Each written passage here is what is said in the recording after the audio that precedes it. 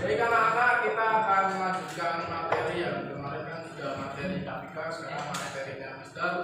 Dan di materi Mister itu kita akan membahas tentang kerukunan antar umat beragama. Apa yang anak-anak ketahui tentang kerukunan antar umat beragama?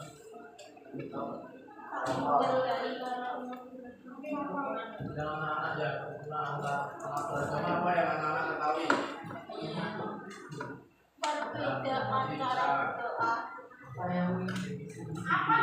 Apalagi?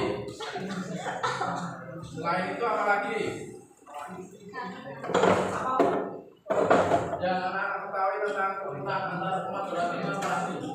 Selain menghormati satu imam, menghargai, terus usia, ya toleransi juga, toleransi. Terus proses apa yang ketahui tentang kerukunan antar umat beragama?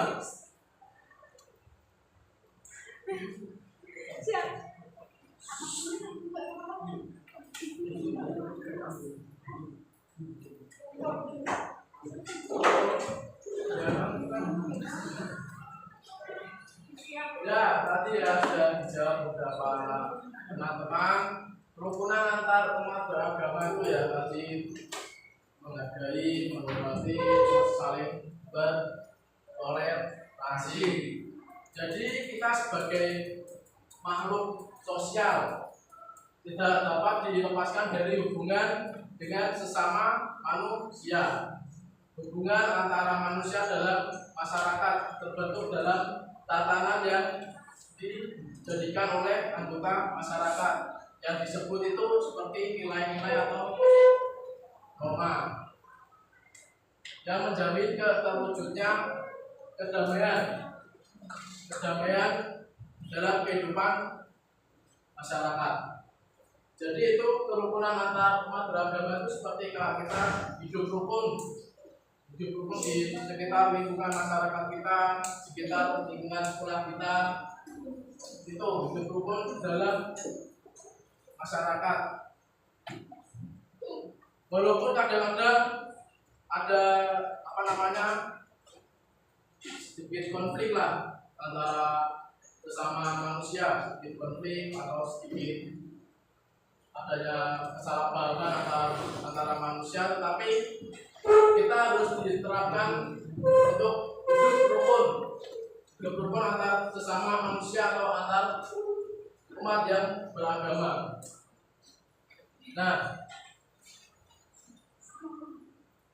kenapa kerukunan umat beragama itu sangat penting, anak-anak? Kenapa? Kerukunan umat beragama kenapa sangat penting?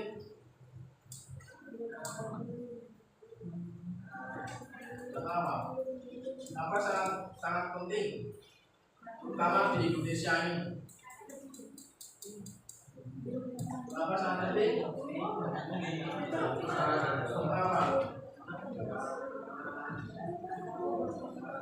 Kenapa?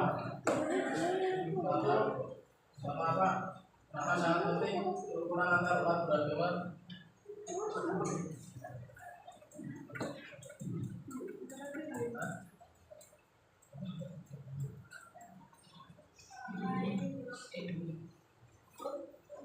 kerukunan umat beragama kenapa sangat penting?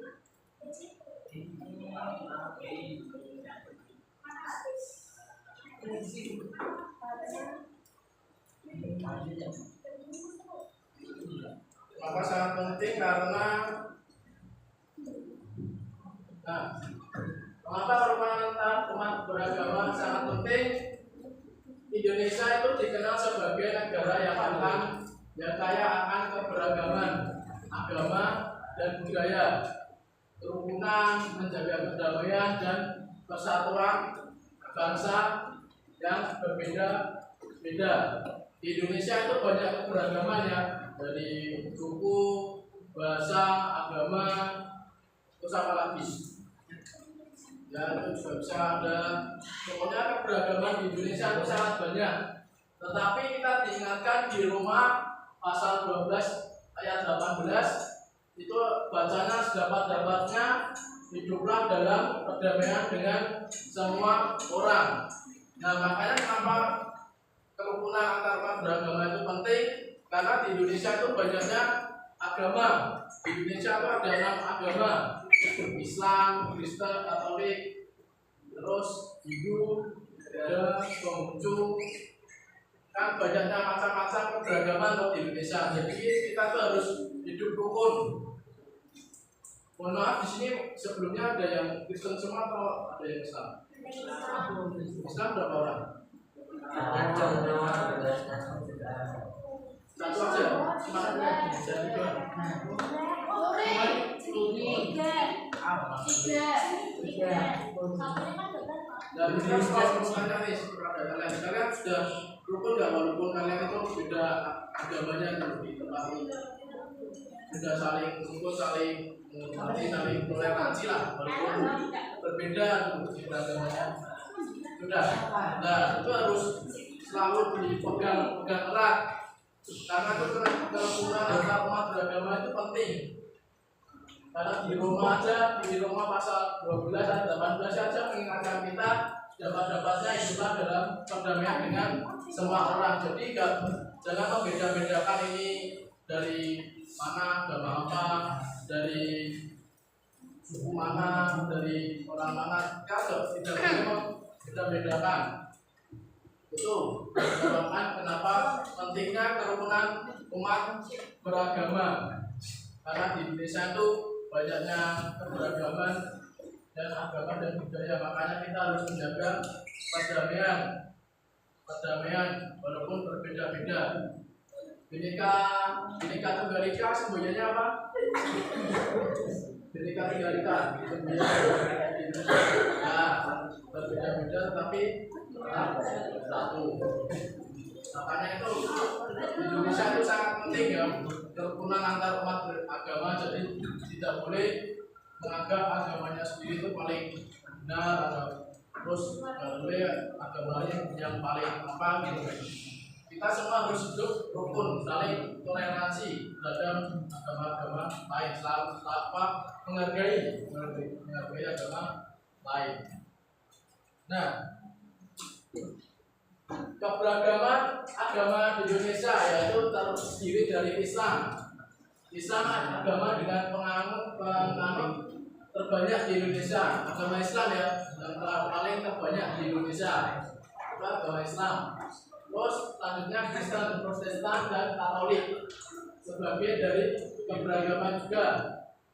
Terus selanjutnya Hindu tercermin dalam budaya Bali atau Lombok.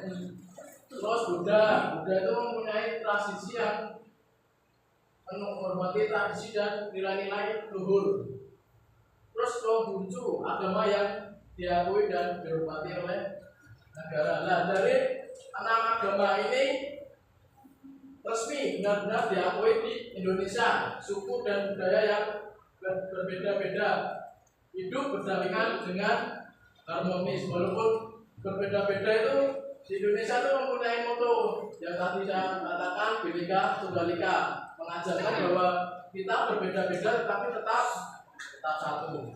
Itu keberagaman agama di Indonesia. Makanya kerukunan umat antar beragama itu harus terus erat, tidak boleh adanya konflik atau kesalahpahaman antar umat beragama. Terkadang juga ada sebuah kasus juga ada konflik antara agama ini tapi sama agama yang lain. Tetapi kan kita kan harus mempunyai kerukunan, tidak boleh terus-terusan menghadapi masalah-masalah tentang keberagaman yang berbeda-beda. Kita harus hidup rukun. Nah, ini keberagaman agama di Indonesia ada 6 yang diakui di Indonesia.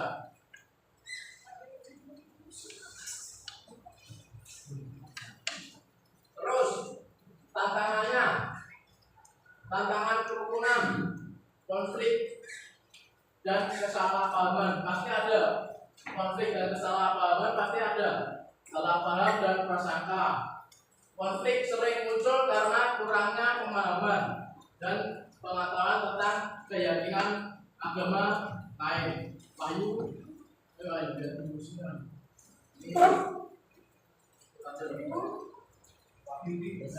Salah paham dan prasangka dan konflik-konflik seperti ini kadang sering muncul ya, kesalahpahaman atau prasangka terhadap keyakinan agama lain.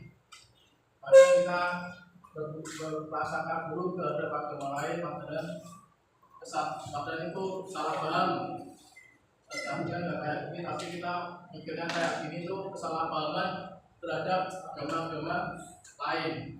Nah, ini tantangannya seperti kayak gini, salah paham dan prasangka. Terus penolakan tempat ibadah. Kasus penolakan pendirian tempat ibadah karena perbedaan keyakinan. Ini juga tantangan juga nih. Penolakan tempat ibadah ini tantangan.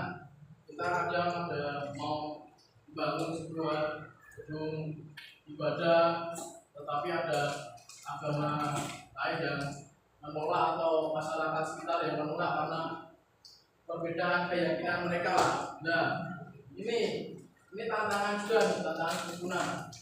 Sering juga terjadi muncul kasus-kasus seperti ini. Terus stereotip negatif, label dan prasangka buruk antar kelompok yang memicu ketegangan. Ini juga nih prasangka buruk antara kelompok agama ini, kelompok orang ini, kelompok mana itu kadang memicu ketegangan ya, memicu hal-hal yang negatif. Nah, jadi pentingnya dialog dan saling pengertian untuk mengatasi masalah-masalah ini dan membangun perdamaian antara konflik kesalahpahaman dan masyarakat sekitar. Kadang kita juga pentingnya berdialog dan saling pengertian untuk mengatasi hal-hal seperti ini. Ini juga penting ini. Kalau ada mencatat apa yang catat? Tapi tidak apa catatnya.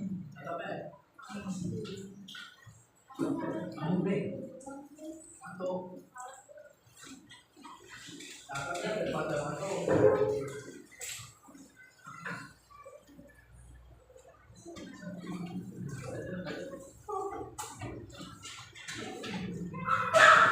ini ya, ini lah tantangannya.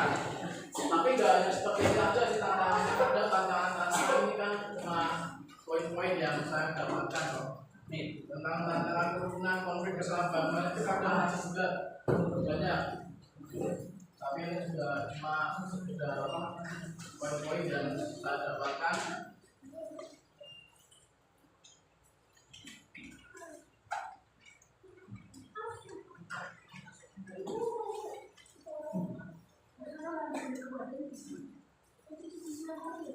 Kerukunan antar umat beragama.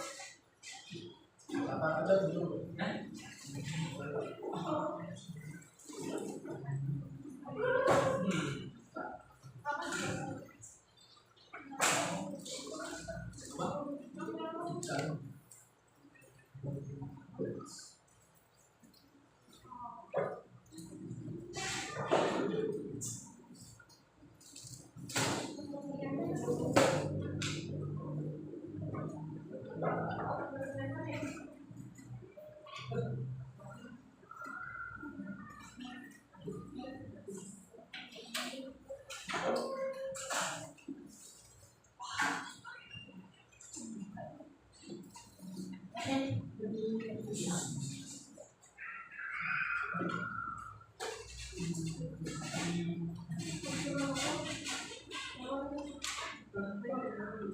Kerukunan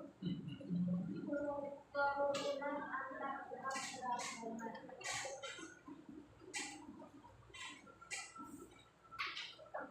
Siap, siap, siap.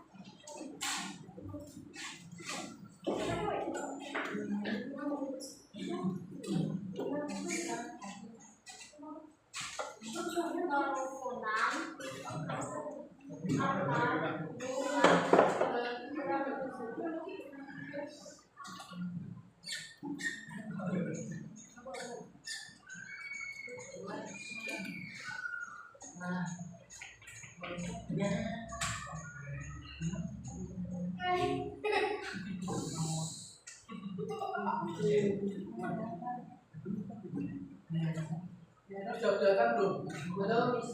Nah, saking itu.